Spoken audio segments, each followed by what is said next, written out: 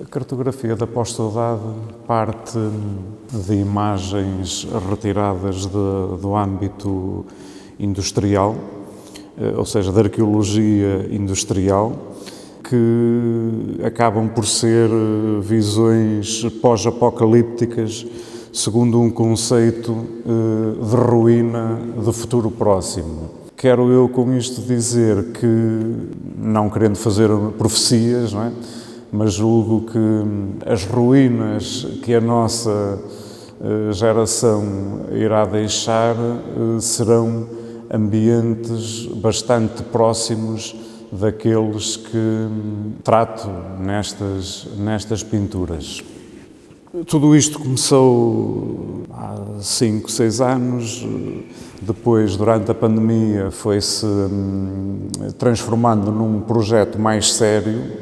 Eu acabei por ter tempo para me dedicar um bocadinho mais a este projeto, porque a minha pintura vinha num sentido diferente, estava a trabalhar mais a figura humana e num conceito muito mais expressivo e gestual, e de repente quis voltar à paisagem, a um trabalho do ponto de vista conceptual um pouco mais ligado com a tradição.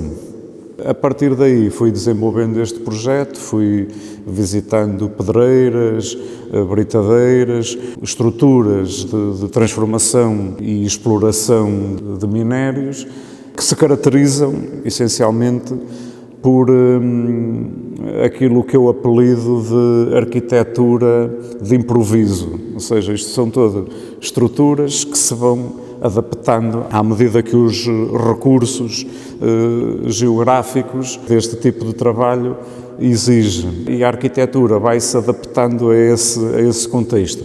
E eu encontrei aí um interesse estético que me levou a começar a trabalhar dentro desta temática.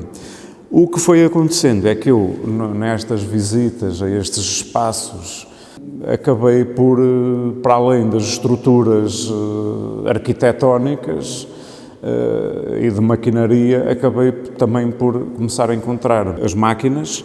Quando me refiro às máquinas, refiro-me mais propriamente às escavadoras, também em ambientes de abandono. Comecei por essa parte das máquinas em contexto de abandono.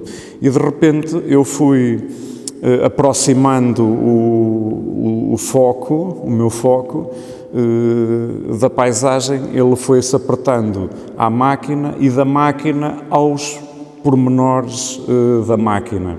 E daí que na parte onde surgem as pinturas das máquinas, a paisagem quase desaparece e a expectativa de paisagem surge nos reflexos dos vidros da máquina ou nos brilhos que os cromados possam ter. Portanto, é quase que um único sinal de vida, portanto, que estas pinturas também se conectam bastante com essa ideia de finitude, não é? Tanto de ambientes com muito pó, com muita poeira, que nos remetem para a ideia de fim.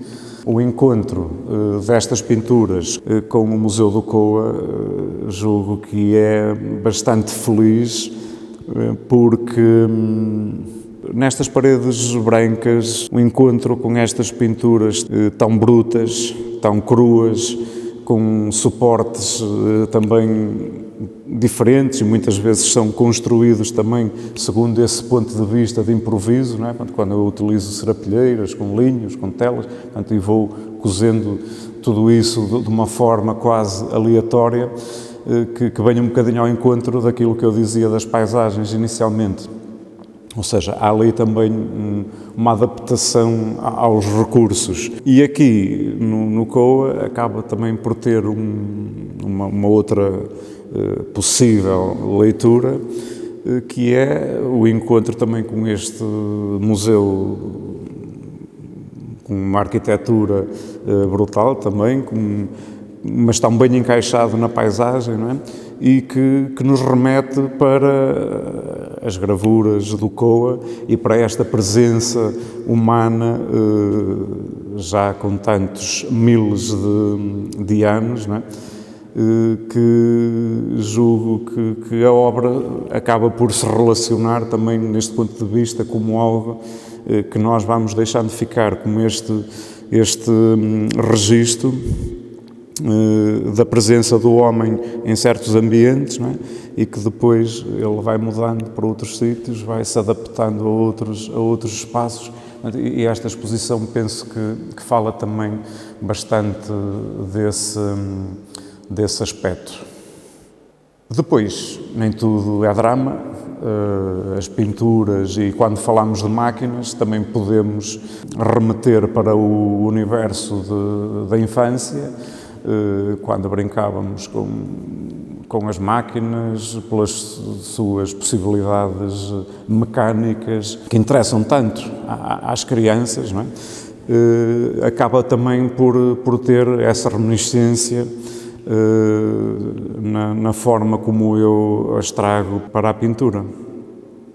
Neste sentido, a exposição, que conta com a curadoria da Ana Costas, e foi pensada e debatemos bastante o tipo de montagem que poderíamos propor para este espaço, porque eu, durante também muitos projetos que fui desenvolvendo, acabaram por ter uma componente instalativa bastante forte, mas aqui